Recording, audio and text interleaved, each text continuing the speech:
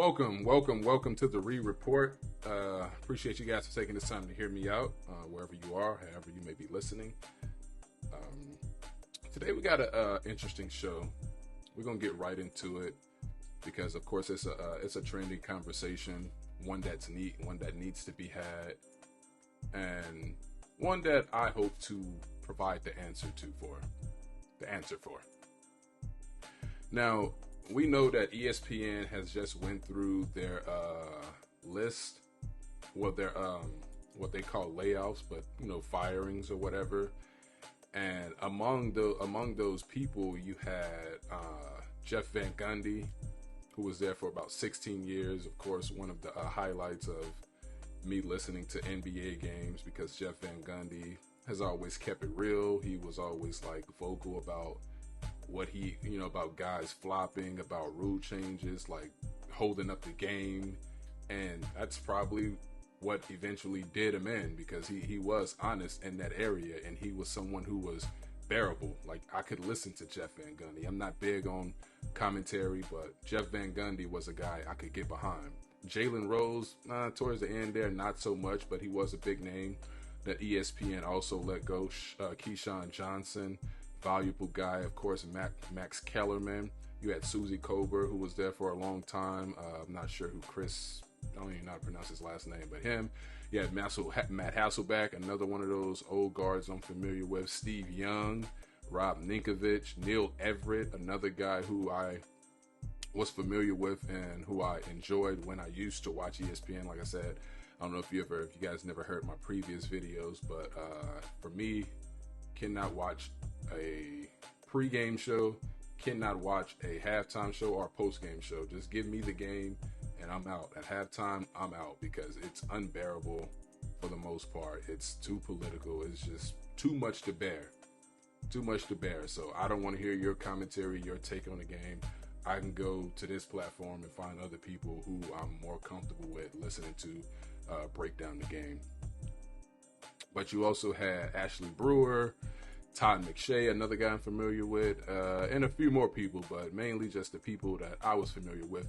And of course, the question that everyone is asking is, what about Malika Andrews, right?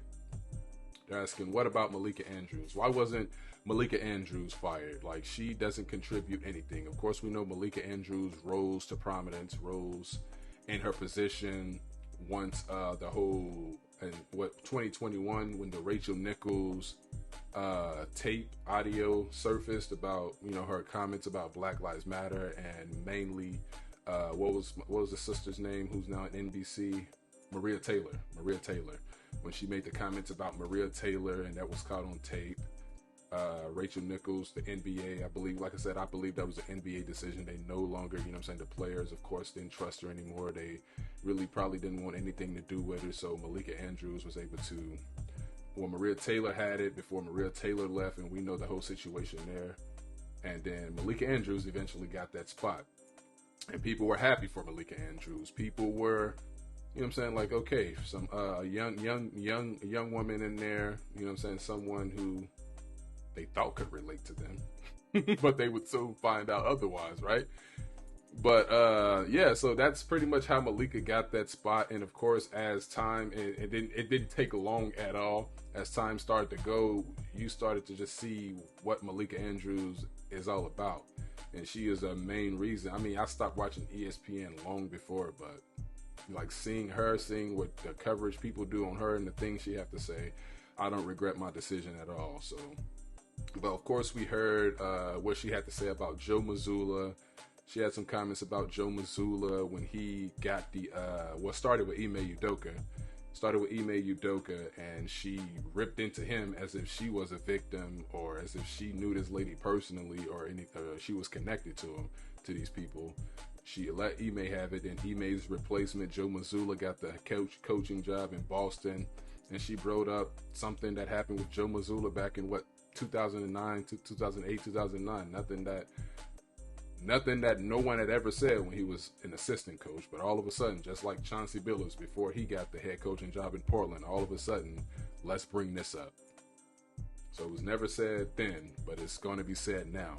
And the problem is there was no context added to it as to like, okay, why are you bringing this up? What's the big deal about this? Why are you bringing this up? Is there a reason for this? Give us some context as to how this matters if Missoula was never charged and things like that, or you know what I'm saying? I don't remember too much of the case, but I don't believe he was charged or he was cleared of all charges or of all accusations or whatnot. But there was no reason to bring it up. And then we saw also, let's see, was there another one? It's just her continued pattern of disrespect towards men, as if she has something personally against men, like who hurt you type stuff. Like she can't get over it. Specifically black men tried to disrespect Stephen A. Smith, a guy that's twice her age, on his own show, telling him to stop it, knock it off, or whatever she said. And he had to put her in her place. The disrespect to Kendrick Perkins, just a continued pattern of disrespect. And people are asking, why Jalen Rose? Why not Malika Andrews? Why Max Kellerman? Why not Malika Andrews? Why Keyshawn Johnson? Why not Malika Andrews? Why Jeff Van Gundy? Why not Malika Andrews? Why? Most recently, Malika Andrews brought up the situation on draft night concerning number 2, I believe, overall pick, Brandon Miller, who was drafted by Charlotte Hornets. Brandon Miller was, of course, involved in a case where his name came up in a case. He was, I believe, at the scene during the time there was someone lost their life. A woman lost her life. And this was back in February. But the thing is, Brandon Miller was not charged with anything because there was nothing to charge him on.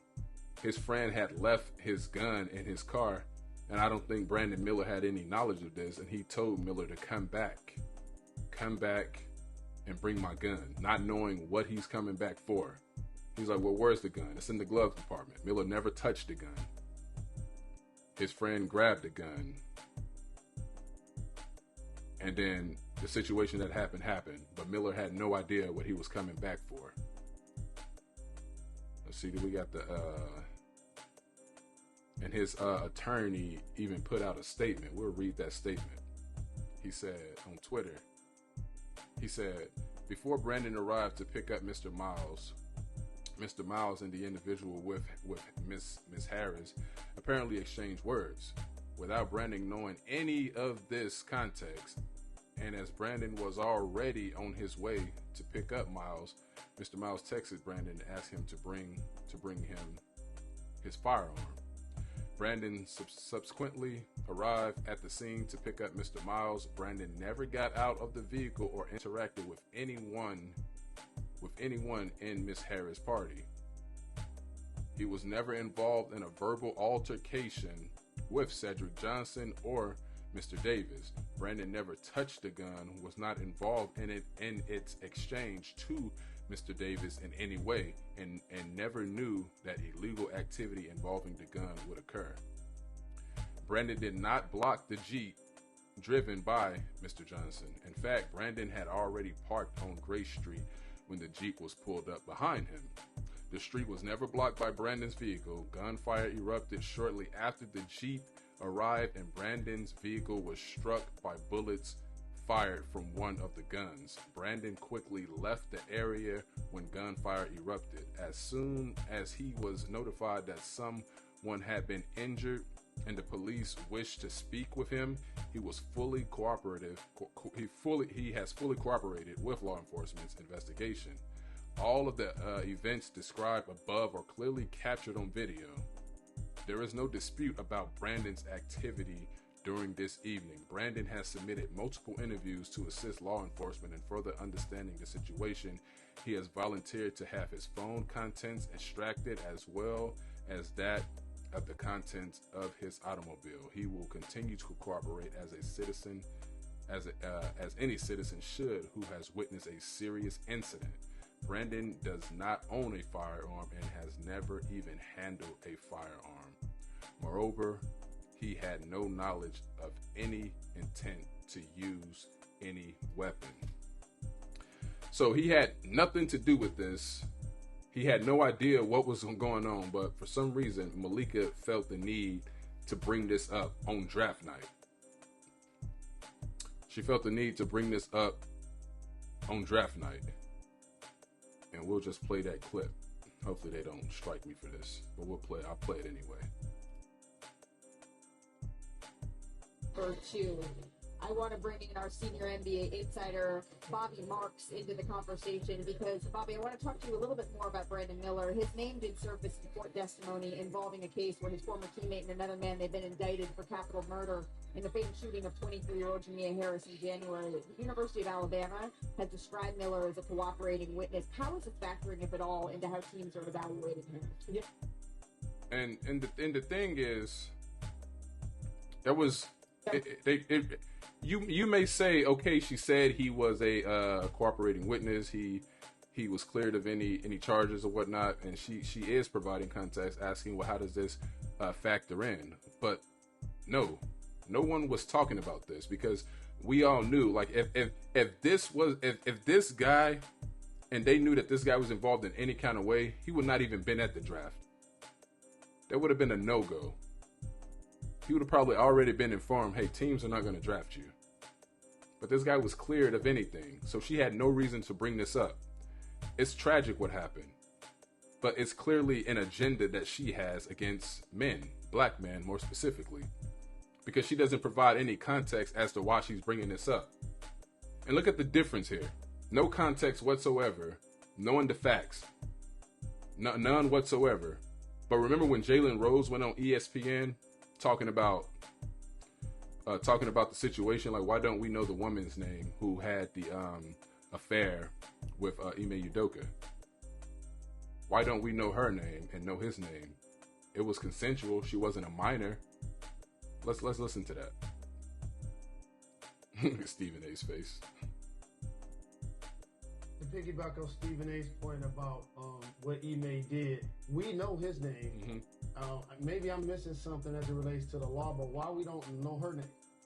It's not like she's a minor. I feel like we should know her name publicly as well. But with that being said, I respectfully disagree with the legend Michael Wilbon. This is why. I feel like he deserves the opportunity to work again. And if he's going to work again, I agree. Based on that, and if the Nets, who he's familiar with, a few minutes. Now watch how Jalen is basically looking like a hostage, apologizing after he got supposedly the facts. After they did an investigation during a commercial break, supposedly an internal investigation, and he was given the facts on the case. It's later. I'm Jalen Rose, and I would like to apologize for a comment I made earlier on NBA Countdown. I questioned why a woman's name who had an alleged affair with Celtics head coach Ime Udoka was not made public. After an internal investigation, and it was discovered that she was a subordinate to the head coach, I now understand fully why her name should not be released to the public.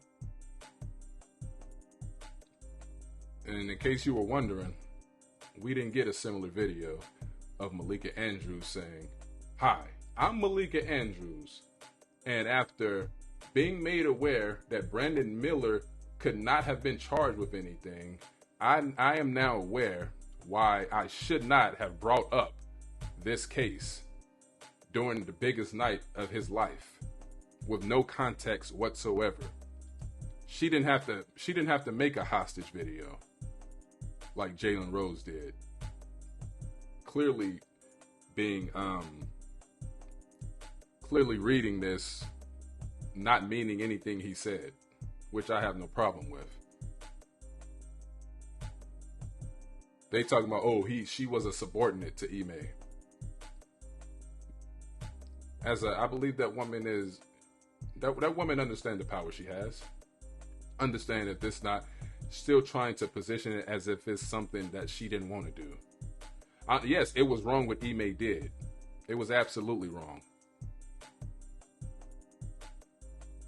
But they will still try to push the narrative that this was forced on her. That's what they would try to make it seem. But to the why? to the why. We've rambled for 15 minutes about this, and here's the why. Why Malika Andrews has not been fired by ESPN. I don't expect Malika Andrews to be fired. Malika Andrews will not be fired. Malika Andrews, if she talked about this, she was clearly incentivized. She probably pitched it, and they said, yeah, sure, why not? So Malika Andrews is not fired because this is the agenda of that company. They know that you don't want Malika Andrews. They know that you don't like Malika Andrews, but that's the way they do business, by giving you exactly what you don't want. Malika Andrews will not be fired because they are down with everything she said. They have no problem with what Malika Andrews is saying. They're clearly in this together. High School Musical. We're all in this together. Tear him down. Clearly she was hurt by a man in the past, allegedly. A black man, allegedly. And she has an agenda. She got a platform on every sports person's worst nightmare. Every sports person's nightmare, ESPN. And now she's taking advantage. She cover a league where the majority of the players are black, and she can get back at them. That's just my opinion. That's what I think. Tell me what you guys think. So, yeah, Malika Andrews will not be fired because ESPN doesn't have a problem with it. If her bosses had a problem with it, she would have made a hostage video like Jalen Rose did. So that's why. There's the difference. That's why Malika is not canned. Appreciate you guys taking the time to hear me out. Be sure to like, share, comment, subscribe. Until next time, we'll talk soon. Peace.